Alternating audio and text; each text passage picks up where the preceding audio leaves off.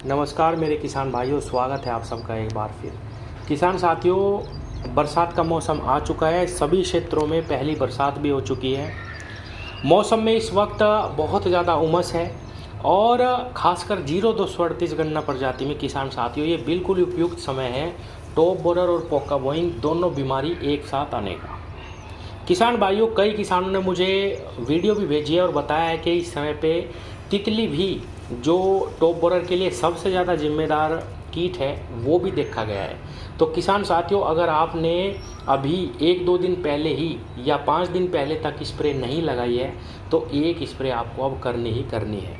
किसान साथियों, क्योंकि बरसात हो चुकी है और 0238 गन्ना प्रजाति में बरसात होते ही पोका बोइंग भी टॉप बोरर जितना ही रौद्र रूप ले लेता है और किसान भाइयों, अगर समय पे इसका उपचार ना करा जाए तो इससे भी हमारे खेतों में बहुत ही ज़्यादा बीमारी फैलती है, बहुत ही ज़्यादा नुकसान होता है। इसीलिए किसान साथियों, एक फंगस और एक कीटनाशक, ये 2 दवाओं का कॉम्बिनेशन आपको इस समय पे करना है। किसान साथियों, जैसा कि बरसात अभी हुई है और अभी शुरुआती है, तो अगर आपके खेत में बिल्कुल भी अभी पोका बोइंग कहीं पे भी नज़र नहीं आ रहा तो सबसे सस्ती और सबसे अच्छी दवा पोका बोइंग बीमारी के लिए कार्बेंडाजिम मैनकोजेब, इन 2 दवाओं का जो कॉम्बिनेशन बाज़ार में आता है आप उसको लीजिए। किसान साथियों, 500 ग्राम 5 बीघे के लिए काफ़ी है। आप किसी भी दवा के साथ इस फंगस की दवा को मिला सकते हैं।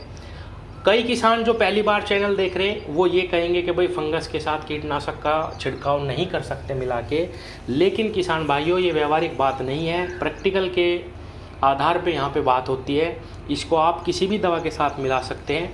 आप इसके साथ सबसे सस्ती और सबसे जानी मानी दवा जो हमारी क्लोरोसाइपर आती है उसके साथ मिला लो।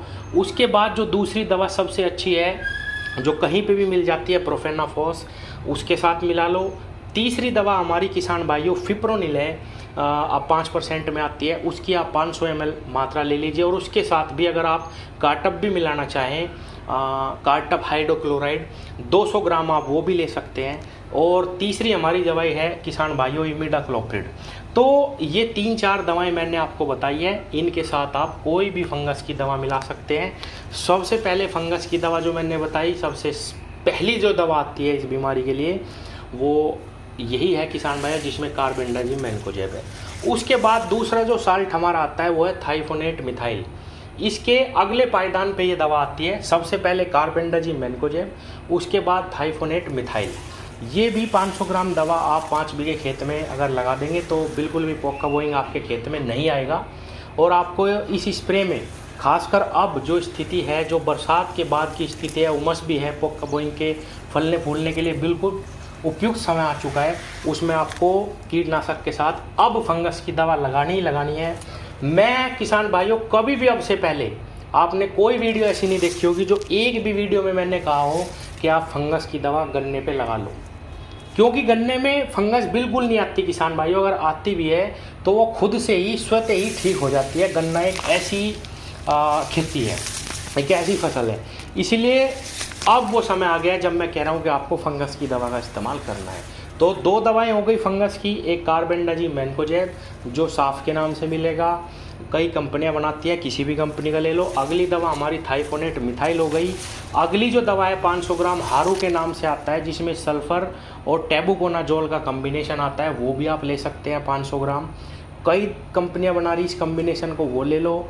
उसके बाद एमिस्टार आती है सिजेंटा कंपनी की, वो सबसे हाई है, महंगी है, लेकिन किसान भाइयों हमें सस्ते की तरफ चलना।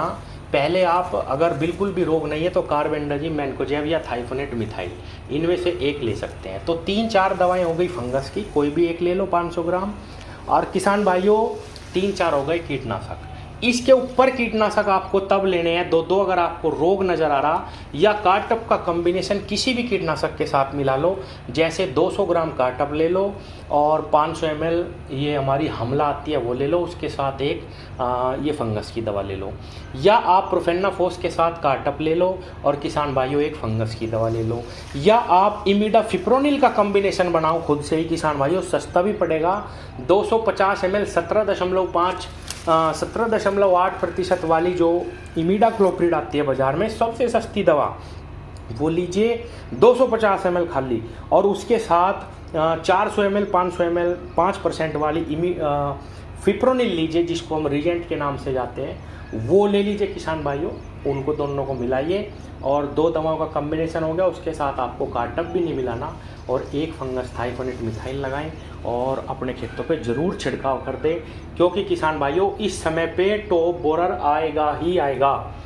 मैं आपको बिल्कुल एक्सपीरियंस और कई साल के अनुभव से बता रहा हूँ कि इस समय पे टॉप बोरर आएगा ही आएगा। पहली बरसात होते ही खासकर 0238 गन्ना प्रजाति में टॉप बोरर और पोक्का बोइंग की मार डबल अटैक हो जाता है। अगर आपने 5 दिन पहले स्प्रे करी है तो आपको डरने की ज़रूरत नहीं, और 8-7 दिन रुकने के बाद 10 दिन रुकने के बाद भी लगा सकते हो। अगर आपने 15 दिन पहले तक कोई भी स्प्रे नहीं लगाई है किसान भाइयों, तो एक कीटनाशक और एक फंगस की दवा मिला के स्प्रे कर दो, या 2 ज़्यादा से ज़्यादा कीटनाशक आपको मिलाने, जैसे कि मैंने बताया। सस्ते में ही हमारा काम हो, पहला हमारी प्रायोरिटी ये होनी चाहिए। महंगा या दो महंगी दवाओं की तरफ हमें तब चलना चाहिए जब हमें ये लगे कि भाई हम लेट हो गए या हमारे खेत में रोग नज़र आ रहा। और 2 अगर हम दवाएं इस्तेमाल करते हैं कीटनाशक, तो उससे अच्छा और कोई भी कम्बिनेशन नहीं है। कोई भी 2 सस्ती दवाओं का कम्बिनेशन करके आप स्प्रे कर सकते हैं। कई किसान भाइयों ने एक सवाल पूछा, मैं एक दवा बताता हूँ मोनोक्रोटोफॉस, कि भाई ये अकेली भी काम कर देगी क्या, ये तो सस्ती है। किसान साथियों, सस्ती ज़रूर है, लेकिन ब्रॉड स्पेक्ट्रम में बहुत सारी बीमारियों पे काम करती है, सिस्टम में उतर के काम करती है। सस्ते का मतलब ये नहीं है कि ये काम नहीं करेगी, उतने ही दिन के रिजल्ट देगी। इस सस्ती दवा के साथ भी अगर आप चाहे तो कार्डप मिला लो और कोई फंगस की दवा मिला के स्प्रे कर दो, उसमें भी आपको उतने ही बेहतर रिजल्ट मिलेंगे जैसे आप चाहते हैं। एक सवाल और बहुत ज़्यादा किसानों द्वारा पूछा जा रहा है कि हमारे पास तो 0118 है ज़्यादा और 13235 है। 0238 तो ठीक है कि भाई इसमें अब स्प्रे लगानी है, थोड़ा गन्ना हमारे पास बचा हुआ है, लेकिन क्या हम अब बरसात के बाद शुरुआत में इन दोनों प्रजातियों में भी ऐसे ही स्प्रे लगाएं?